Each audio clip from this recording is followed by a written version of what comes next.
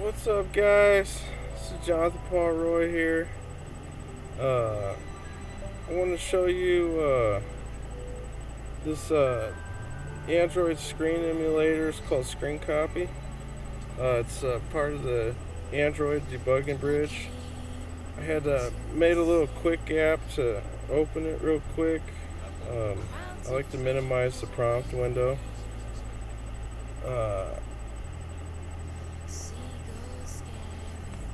When we go in here, this is part of the Android debugging bridge, ADB. And you got to do an ADB connection, and after you get that set up with the computer, I did a tutorial on it in another video.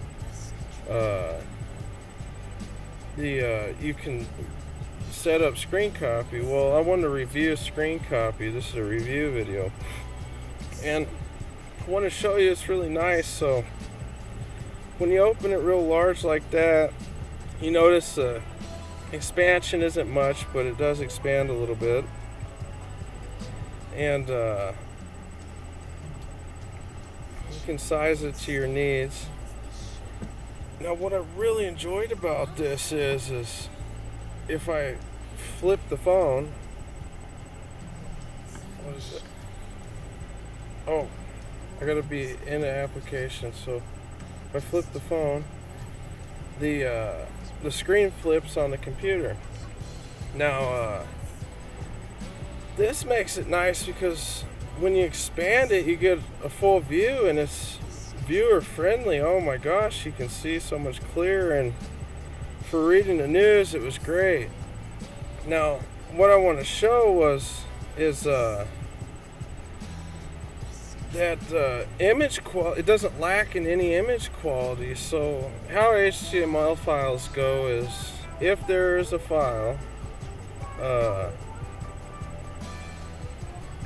whatever image you put into the HTML file, that image remains that file size. And when the cell phone downloads the HTML, it downloads the same file size image, but it skews it and resizes it to the resolution of the phone size, which is a way smaller screen. The phone screen's about this size, and if you look, it's about the same size on my phone as it is on the screen itself. But if you look, I can't make it that big, so I really get a better look into the Android application. I could debug some hairline errors if I was doing any kind of art project or something on Android, and it's so super nice. So I want to show you the notepad here. Oh, I took the red pill. So, hi guys, we're doing a Scrcpy review, and it's so pimp. Well, if I click in here, this arrow pointer is going to act. You're going to have two different things. You're going to have to remember two different styles of data entry. You're going to have to remember when the cursor goes onto the Android emulation, the cursor turns into your finger as a pointer. So if you press and hold, a selection will happen, and then you can drag the little arrows over and make your selection and copy something. But the keyboard works the same as the computer keyboard on the Android, so you can use the computer keyboard to paste something. And oh, whoops, I guess you can't use quick keys, but if I select this and I paste, I get a copy of my paste. So I just gotta treat the Android phone for copy and pasting like the Android device, and we're all good. It does not like to paste over from the Android device to the computer, but from the computer to the Android device, it's really confident and what it does. So I could open a notepad, say, hi guys, copy over. Now the only way to copy from the computer is Control-Shift copy, and then that'll allow you to copy it over to the keyboard. So now we'll just go Control-V. Hi guys, there's a copy over, and it prints it out. Now that was super duper easy and good. Tank, we're going to need a signal soon. Now when we go back and we're going into arrest. back to our search, I can paste and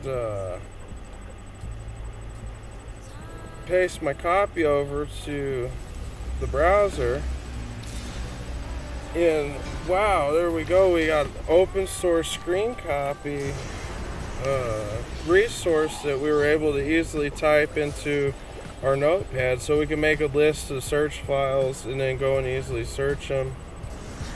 We could do so much debugging with applications this way, and you can test it. So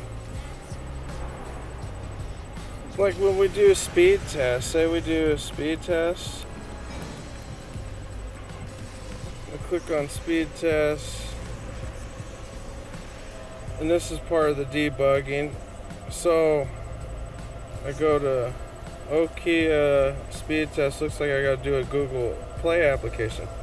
I get to test how it's gonna operate on the Android device if it's my own app, and I need to see how it's going. Okla is open source, so I already installed it. We'll open it. We'll do a speed test.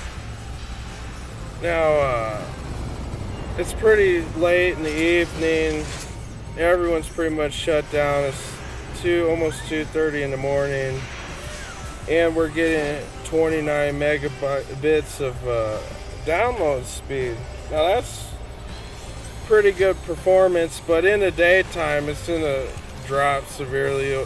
From your cell service, you usually get about 7 megabytes, but looks like our upload speed is 7 megabytes. That's really comfortable. Now where I'm at, we do satellite cell service, so all of our connection speed is done through satellites. And I used to live in a place where they do fiber ground cable, and I remember 10 years ago us getting 1 gigabit speeds off the fiber ground cable, and nowadays we're getting up to 3 gigabit speeds off fiber ground cable. Where I'm at now, all I have is satellite resources, so this is really helping me as a developer because all I have is satellite resources.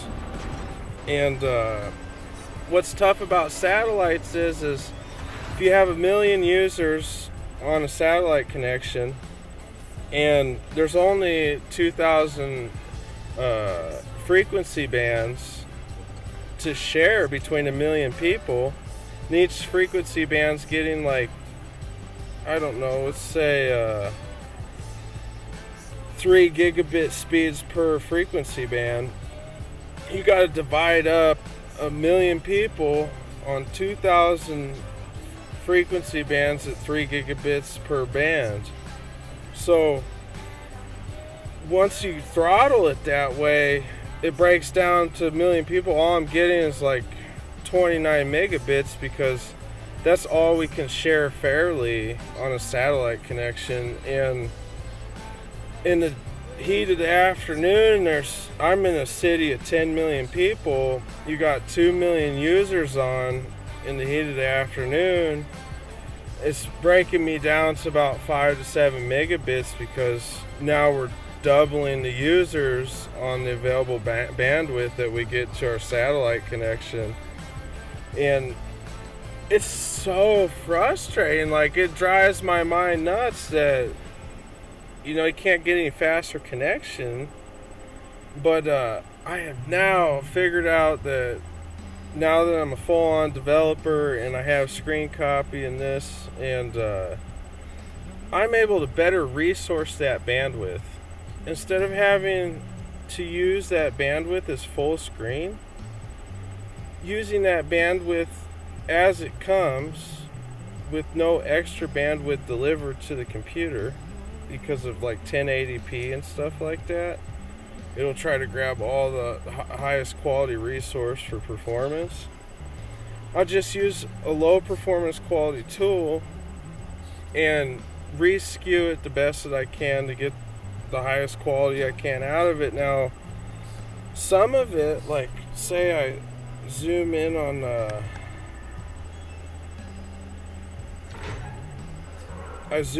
a quality, I have to be in my browser situation. Like, eventually, I'm gonna lose a little bit of quality. You see that? Like where it fuzzes out just a little bit. And that's good news for us, guys. That ain't too bad. And, I just hope you all can enjoy that and be able to use certain capabilities. And you do have the option to change your connection. If you touch MTP, you can transfer files from phone to computer, but the only way to view a phone on the computer is PTP mode, and you can't do much file transferring. And you've seen that with our copy paste methods, and it was a little bit difficult, but I'm gonna stay on PTP mode and leave you guys with our good news, and our good news from Google. And Google has the ADB drivers for this. They're the platform tools. They're for web developers. Everything's open source. We got Scrcpy. Everything's open source. And just using your little bit of programmer skills to get it put together. If you follow my tutorial video I have in my YouTube channel, you can go to that and be able to figure this all out. But yeah, not too bad, guys. And you just drop out of the matrix when you got to. I don't know what else was there. Oh, Control F is big mode, full screen. Control F it again, it shrinks it back down. For me, just like covering music, just like covering a movie, this is me covering open source application, all covers, and makes for a really clean presentation for some of the interactions for Windows capabilities that we're trying to teach people, and gives us a really healthy way to present new materials without hurting anybody, breaking any copyright agreements, because things aren't the same. They're in the way, they're obscured, and they're in art formats that are allowed. Now, for the matrix itself, because we're on the matrix level now, what I was noticing was there's automated programs to protect copyrights for people, so it makes it tough for editors that are first trying to begin how to figure out the use of materials without breaking copyrights. And you have to be quite a bit in the way or the automatic machine that goes and views the copyrighted materials, they'll go through and search to see if you're making duplicates of these copyright materials. And the main thing is you don't want to duplicate anything, because duplicating it, you're presenting materials that are visibly you're infringing on copyright. So this way, if we cover everything, we get a piece of the idea that's in our mind. We show a piece of the window where it's at. We show another piece of the window where we want to be. We have a little noise of something that could be there, and it's all interrupted, and it's all a part of your own static in your own mind, and doesn't break copyright that way. And it's really hard to figure out use of materials that way. So I wanted to put this review together so that you understand how that's done, and you can feel comfortable with the use of materials that you have, because you're trying to show people what's in your mind. But you can't show people what's in your mind if it's a material that's specifically designated for the mind of someone who's paying for that material. And it's like a sole agreement, the copyright thing. That copyright is to protect the material to be presented to one user and not a whole bunch. But now that we've figured out how to rock it like any musician would, and treat it as art from another mother, we're gonna get a lot better footage, and in a way that we're not breaking copyright agreements. And what's tough is we get to avoid the Matrix computer that's trying to rule the world. It's gotta really block it out. Like, you can't present that exact material. You gotta have it unique. And when it's unique like that, like the way that it is, you get some real art. And part of that art is making Android applications, computer applications, like I explained in the beginning.